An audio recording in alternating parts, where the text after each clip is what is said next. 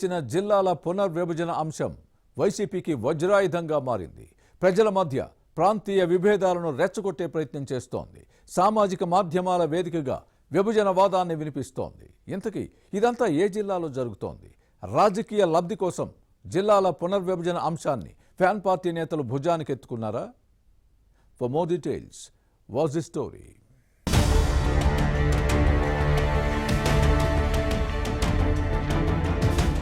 కూటమి ప్రభుత్వం ఏ కొత్త ప్రతిపాదన తెచ్చినా దాని ప్రజా ప్రయోజనాలను పరిశీలించకుండా గుడ్డిగా వ్యతిరేకించడమే వైసీపీ పనిగా పెట్టుకుంది. తద్వారా రాజకీయ లబ్ధి పొందాలనే దుర్బుద్ధి ఫ్యాన్ పార్టీ నేతల్లో కనిపిస్తోంది. అధికారంలో ఉన్నప్పుడు స్వప్రయోజనాల కోసం అస్తవ్యస్తంగా జిల్లాలను విభజించింది. ప్రజా వ్యతిరేకతను పట్టించుకోలేదు. లోపాలను సరిదిద్దాలన్న విన్నపాలను బుట్ట దాఖలు చేసింది. ఇప్పుడు కూటమి ప్రభుత్వం ఆ లోటుపాట్లను సరిచేయాలని ప్రతిపాదిస్తే దీన్ని చిలవల పలవలు చేయటం వైసీపీ నేతలు పనిగా పెట్టుకున్నారు. గాలి పోగేసి ఉన్నవి లేనివి కల్పించి చెప్పి ప్రజల్లో అయోమయం సృష్టిస్తున్నారు. దీనిపై కూటమి సర్కార్ ఇంకా నిర్దిష్ట నిర్ణయం తీసుకోకపోయినా ఏదో అన్యాయం జరిగిపోతోందంటూ జనాన్ని రెచ్చగొట్టి రాజకీయంగా పబ్బం గడుపుకునే పనిలో ఉన్నారు ఫ్యాన్ పార్టీ నేతలు. దీంతో ఏపీ ప్రభుత్వం ప్రారంభించిన జిల్లాల పునర్వ్యవస్థీకరణ ప్రక్రియ టీడీపీకి తలనొప్పిగా తయారైతే వైసీపీకి ఆయుధంలా మారింది. ఉత్తరాంధ్ర ఫ్యాన్ పార్టీ నేతలు పరిస్థితిని తమకు అనుకూలంగా మలుచుకుని ప్రభుత్వాన్ని ఇరకాటంలో పెట్టే ప్రయత్నం చేస్తున్నారు.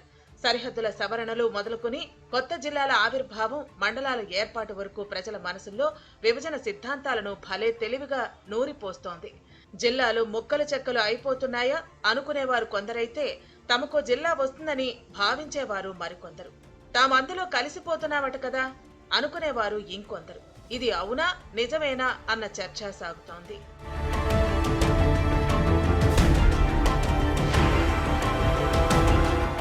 ప్రతి పార్లమెంటు నియోజకవర్గాన్ని ఒక జిల్లాగా చేసిన వైసీపీకి అప్పట్లో పెద్దగా వ్యతిరేకత ఎదురు కాలేదు. ఇప్పుడు విజయనగరం జిల్లా పునర్విభజనపై పొరుగున ఉన్న శ్రీకాకుళం, విశాఖ జిల్లా నేతలు కూడికలు, తీసివేతలు చేస్తున్నారంటూ వైసీపీ మైండ్ గేమ్ ఆడుతూ విషబీజాలు వేస్తోందని కొందరు కన్నెర్ర చేస్తున్నారు.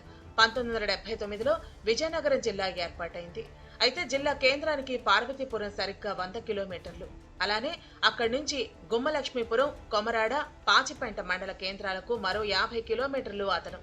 దీంతో వైసీపీ విజయనగరం జిల్లాలోని 3, శ్రీకాకుళం జిల్లాలోని 1 నియోజకవర్గాన్ని కలిపి పార్వతీపురం మన్యం జిల్లాను ఏర్పాటు చేసింది. అయితే ఈ పేరు చివర మన్యం మాటను తొలగించాలన్న ప్రజల డిమాండ్ను ఫ్యాన్ పార్టీ సర్కార్ పట్టించుకోలేదు.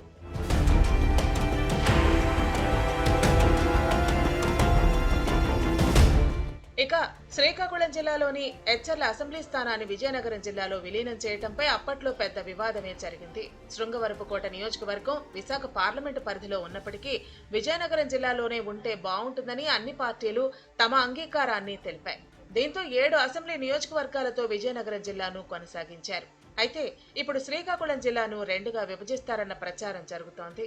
రాజా నియోజకవర్గాన్ని శ్రీకాకుళంలో కలుపుతారనే ఊహాగానాలు ఊపందుకున్నాయి.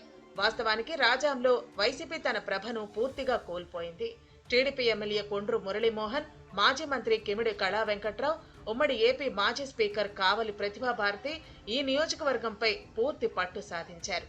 ఇప్పుడు వ్యూహాత్మకంగా ఈ నియోజకవర్గాన్ని మళ్లీ శ్రీకాకుళం జిల్లాలో విలీనం చేస్తారనే ప్రచారాన్ని ఫ్యాన్ పార్టీ హోరెత్తిస్తోంది. ఈ నియోజకవర్గంలోని సంతకవిటి మండలాన్ని శ్రీకాకుళం జిల్లాలో కలపాలని కొందరు కోరుతున్నారు. అలానే బంగర్ మండలాన్ని పార్వతీపురం మన్యం జిల్లాలో విలీనం చేయాలనే డిమాండ్ వస్తోంది.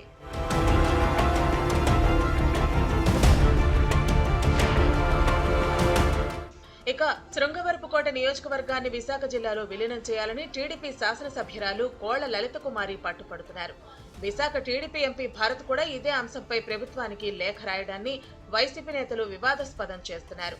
కూటమి నేతలు తమ రాజకీయ అవసరాల కోసం ఎస్కోట నియోజకవర్గ ప్రజల భవితపై దెబ్బకొట్టాలని చూస్తున్నట్లు ఉనికిలేని లోక్సత్తా తొలుత నిరసన స్వరం వినిపించింది. శృంగవరపుకోట నియోజకవర్గంలో పారిశ్రామిక, రియల్ ఎస్టేట్ రంగాలు అభివృద్ధి చెందుతున్నాయి. విశాఖలో విలీనం చేస్తే జిల్లా కేంద్రానికి వెళ్లటం తమకు దూరం అవుతుందన్నది ఈ ప్రాంత నేతల వాదన.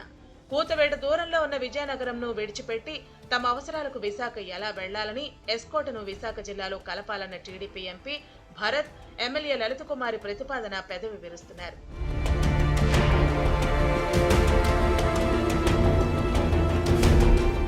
మరోవైపు తమ నియోజకవర్గాన్ని పార్వతీపురం మన్యం జిల్లాలో కలపాలని బొబ్బిలి న్యాయవాదుల సంఘం రోడ్డెక్కింది.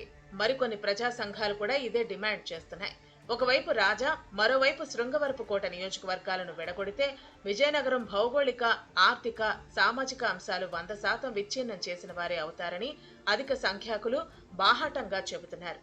ఈ నేపథ్యంలో ప్రభుత్వ నిర్ణయం ఎలా ఉంటుందో చూడాలి మరి.